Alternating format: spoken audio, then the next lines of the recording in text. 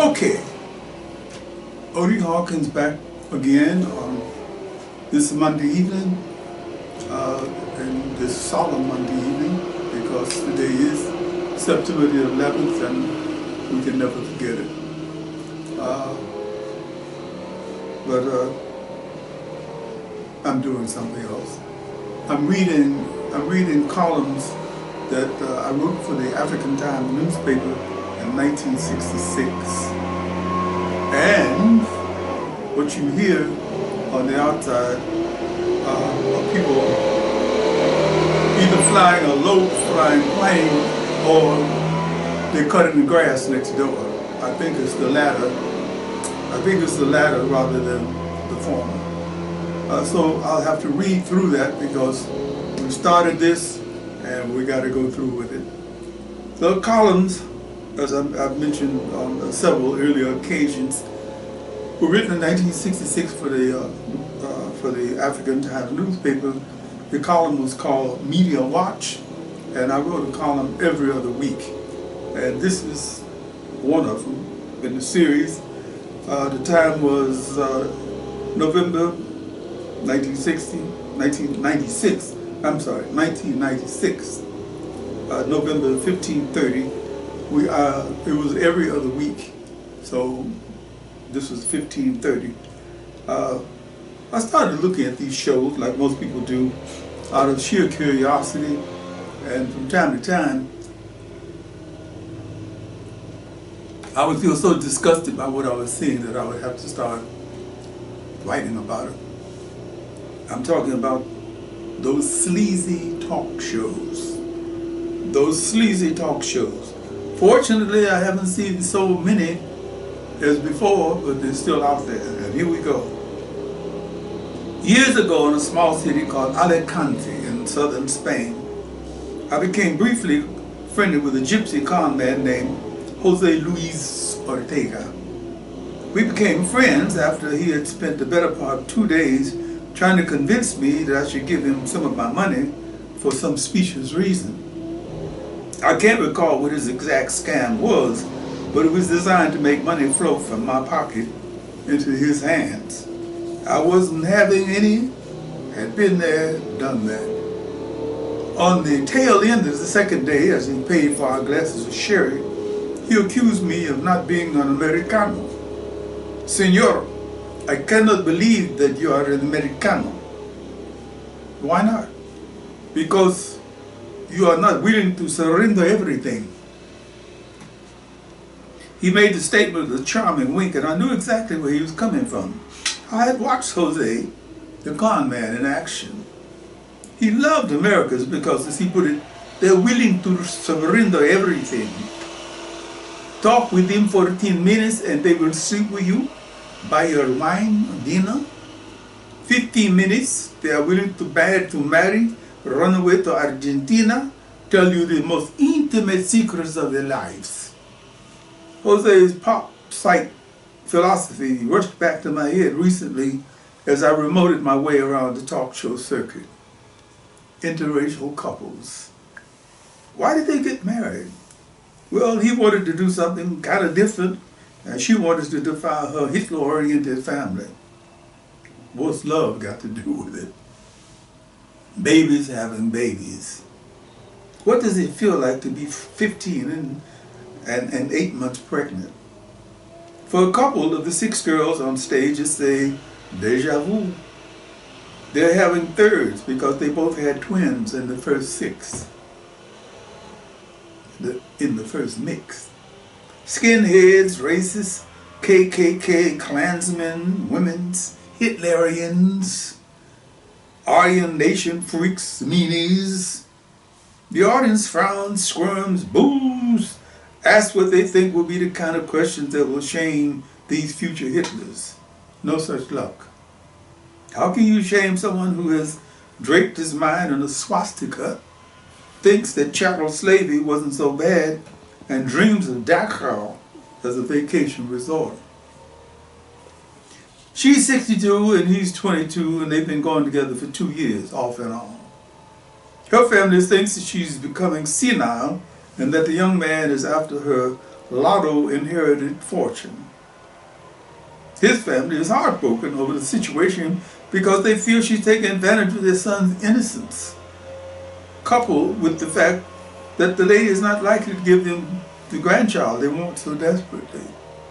It doesn't really matter. Her family says that the young man is a member of the Hmong people from Vietnam, but they would like him more if he were lighter. Yes, I'm sure that Mom knew that Dad was having sex with us. I'm sure. The father of the 3 women is a defrocked preacher currently serving 2 few years in a minimum security prison in California. He is accused access to the show by telephone. I'm not to blame for what happened.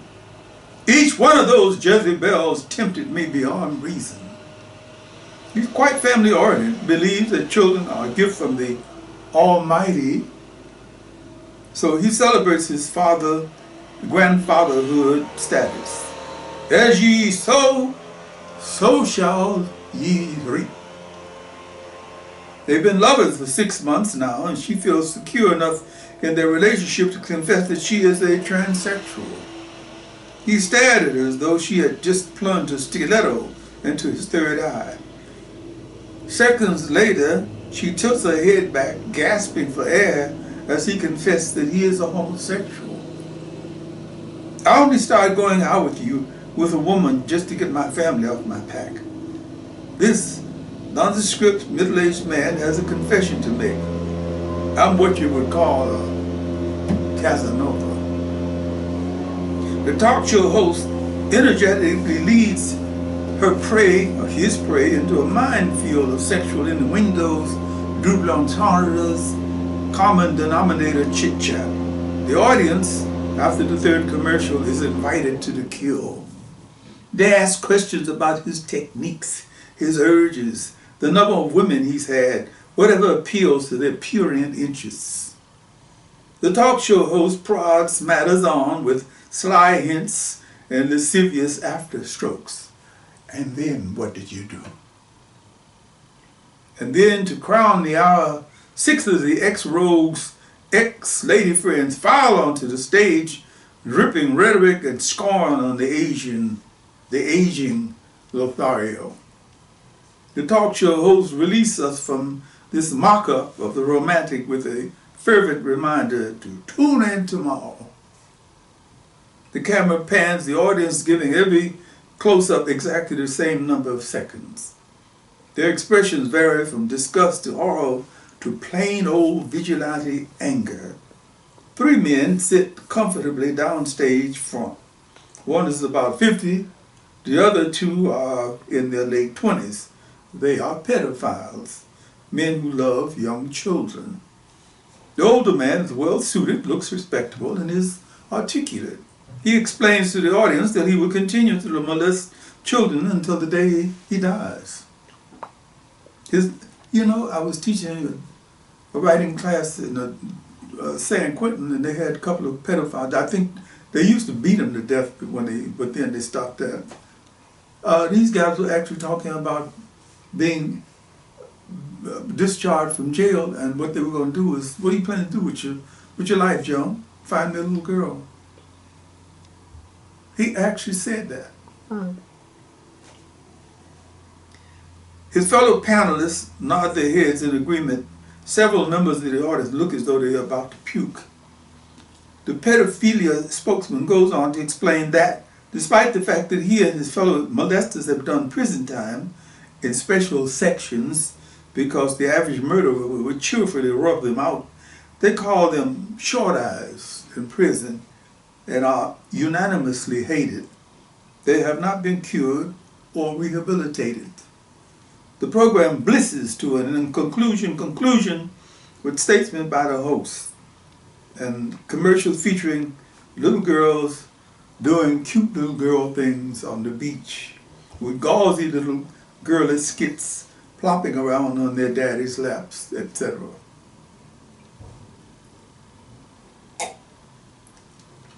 Very responsible commercial, huh? Now then, later in the afternoon, we blunder into one that is often a double goodie for the sensation seeker, a show concerning something called the dress code and out-of-control teens. A quartet of parents who looked as though they were being penalized for being parents sit next to their out-of-control teens. And some rare dance of spacey logic. The premise of this particular show wants the viewers to clearly understand that the styles that the teenagers are wearing indicate their rebellious attitudes. I flicked past the show asking myself how my mother and father would have handled me as an out-of-control teenager. You wouldn't have lived right. Which part of my jaw was not broken? What part of your life was not broken? My life would have been broken. Yes, they didn't play that. The bitter memory of my attempts to be an out-of-control teenager caused my head to ache, my jaw to become sensitive, my butt to burn. Deadbeat dads, people reuniting after 84 years, lifelong drug addiction cured by a hard look in the mirror, my dad was a vampire, and so on and so forth. I stared at the opaque screen, trying to put my thoughts into order. I had to conclude it wasn't surprising to find white Americans venting and washing their dirtiest underwear in public. After all, we must remember that there are supermarket tabloid newspaper chains produced to extol the deviant behavior of their most famous. However, given the traditionally conservative nature of most African Americans, no tabloid chains or freaky magazines, it is phenomenal to see and hear black dirt being washed in public. Obviously, there are a number of psychological reasons for this, but I can't say what they are. I'm not a psychologist, only an observer. As an observer, one of the simplest conclusions I can reach, no matter how many men march, is that African America will go the way of all flesh if we do not exercise proper control of our remotes and mouths. Or have we already bitten a bullet? Well, I'm going to read you one more little short piece.